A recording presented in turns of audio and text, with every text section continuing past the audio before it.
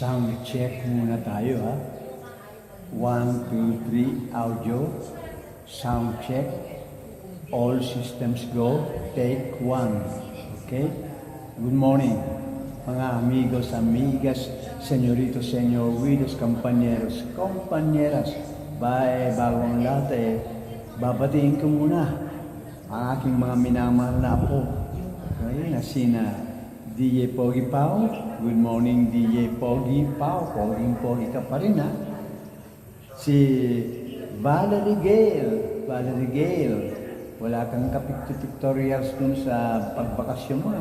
Padala mo naman si Lolo. Si Vanny Gwyneth na nasa ibayong dagat naman. Vanny, kumusta kayo dyan? Mainit siguro dyan, no? Dahil dito, mainit na rin, no? Tignan mo. Maganda ang sikat ng araw. Yung nandyan sa Makati Medical Center na apo natin, ha? Si Bianca Jeline. Okay? Namimiss ko kayong lahat, mga minamahal kong apo ko. Ha? Huwag niyang kalilimutan ang grandpa ninyo. Okay? Kahit isang pangumusta lang sana sa message naman, laking tuwa ng inyong grandpa. Okay, ganun na rin ang pagbati natin kay Red. Red, kumusta na kayo? Ang Mama Bet at Daddy Ronald, kumusta sila? Ito rin isa pang apo natin na si Zeb. Okay?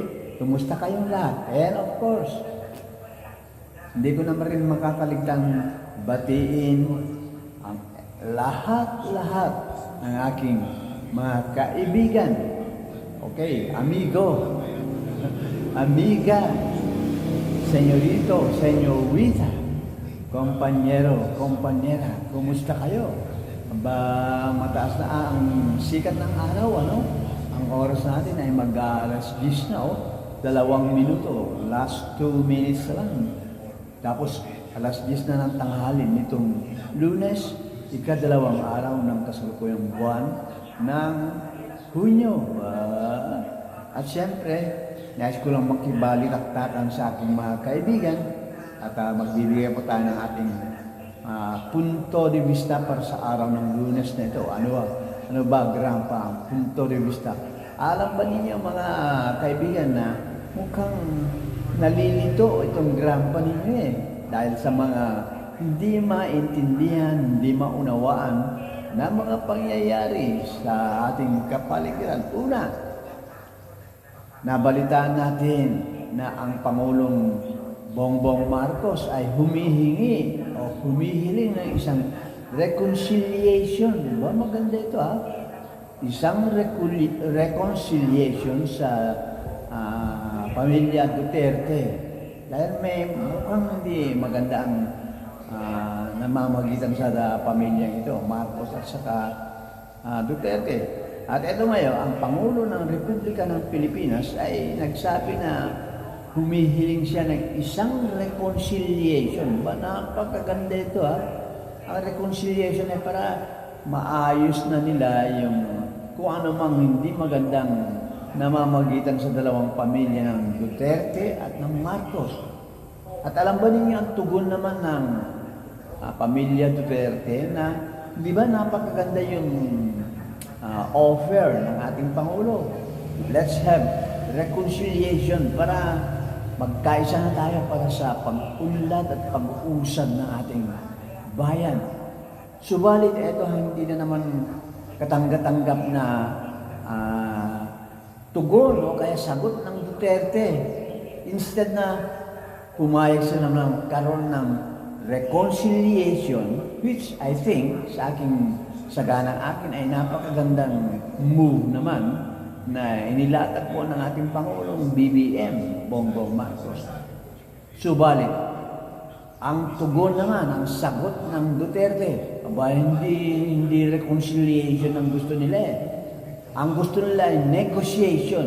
So, malaking bagay po ang pagkakaiba ng reconciliation at saka ang negotiation. Ang reconciliation, sa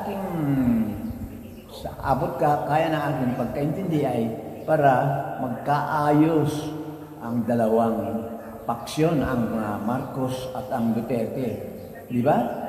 They will have to sit down together in that table of brotherhood or sisterhood para pag-usapan na, ayusin na yung hindi pagkakaunawaan ng Marcos at ng Duterte, which is a very noble move ng Pangulo ng Pilipinas.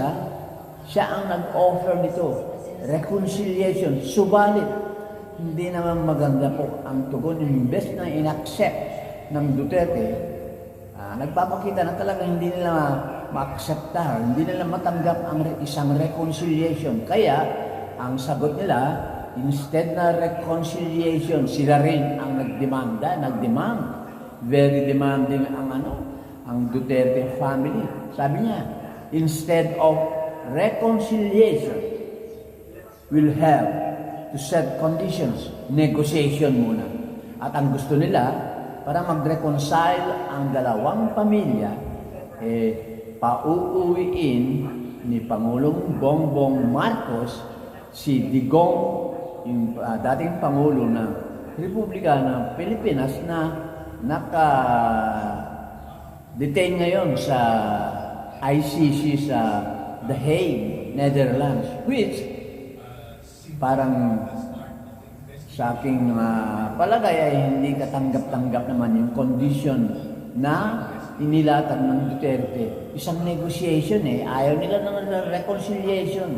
Kundi makikipag-negotiate sila at ibabargain na ang pamahalaan ng Republika ng Pilipinas, although alam nila na hindi pwede dahil ang jurisdiction ngayon kay Digong Duterte ay nasa ICC na.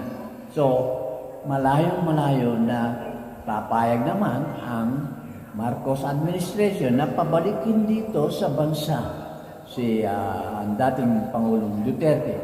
So, walang reconciliation, ganyan. Dahil hindi tugma o magkaayos ang dalawang pamilya, ang pamilya Marcos, ang pamahalaan at ang dating pamahalaan ni Duterte. So, eto napapailing na naman ang ating mga kababayan. Instead na, okay, tanggapin ang reconciliation. Okay, let's sit down all together in a table, one table of brotherhood para ipakita natin ang pagmamahal natin, pagtatangi at pagmamalasakit natin sa ating bansa. Having ang maayos na usapan at maaring linisin yung kung ano mang hindi magandang mga pangyayari ang namamagitan sa administrasyon ni Marcos at ng dating Pangulong Duterte. Hindi ba, mga kabayan? It's a very noble move na offered by the President of the Republic of the Philippines, but it was denied by Duterte. Ibig sabihin niya, nagmamatigas ang Duterte, ayaw nila ng reconciliation, but instead, ang ginawa ay naglatag pa ng isang kondisyon, sa isang kondisyon, which sa tingin ko naman ay ang kondisyon na ninanais na nila na magkakaroon ng reconciliation lamang kung pababalikin or pauuwiin si Digong Duterte mula Netherlands dito sa Pilipinas. Ano sa palagay nyo, mga amigos, amigas, señoritos, señoritas, compañeros, compañeras? Bakit ganon? Sana, ang ganda-ganda, no?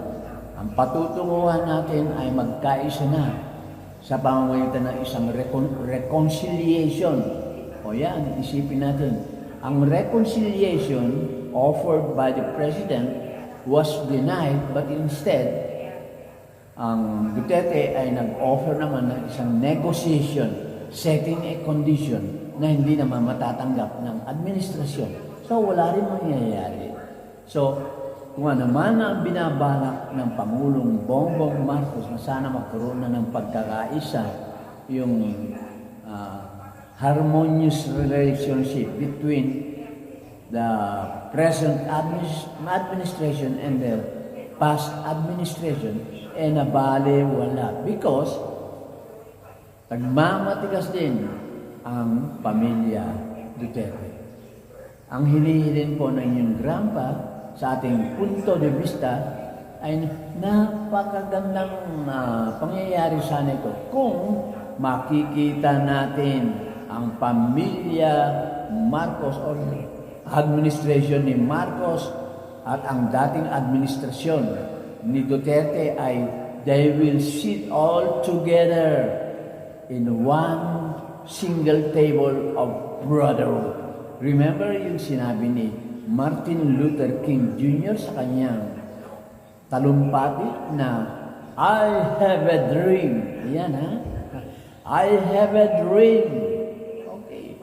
That one day, lahat ng mga hindi nagkakaintindihan will have a chance to be sitting as one together on a table of brotherhood. I have a dream. Yan ang punto de vista natin sa araw ng Lunes nito, ikadalawang araw ng buwan ng Hunyo. Ang inyong lingkod, kaibigan nyo, sa ating paglilingkod bayan, gratis et amore, punto de vista. Anong sa inyo, mga amigos, amigas, senyoritos, senyoritos, compañeros, compañeras. Maraming salamat at mabuhay po tayo. Mabuhay!